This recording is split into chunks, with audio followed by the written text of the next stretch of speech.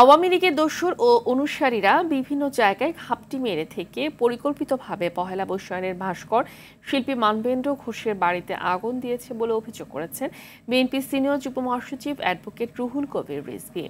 সকালে মানিকগঞ্জ সদর উপজেলার গড়পাড়া ইউনিয়নের চান্দইর গ্রামে চিত্রশিল্পী মানবেন্দ্রের ঘোষের পুড়িয়ে দেয়া বাড়ি পরিদর্শন শেষে তিনি অভিযোগ করেন। এ সময় মানবেন্দ্র ঘোষের পরিবারের হাতে বিএনপি ভারপ্রাপ্ত চেয়ারপারসন তারেক রহমানের পক্ষে আর্থিক সহায়তা তুলে দেন তিনি। রিজভী বলেন, গণতন্ত্রকামী মানুষ অন্তর্বর্তী সরকারকে সমর্থন দিয়েছে।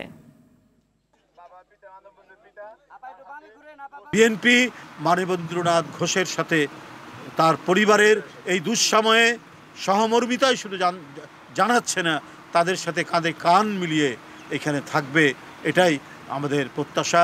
এবং তাদের পরিবারের প্রতি সহমর্মিতা জানিয়েছেন দলের ভারপ্রাপ্ত চেয়ারম্যান জনাব তারেক রহমান, এবং তারা আজকে যে ক্ষতিগ্রস্ত এবং তারা যে আক্রমণের শিকার হয়েছেন এটার তিনি তীব্র নিন্দা জানিয়েছেন।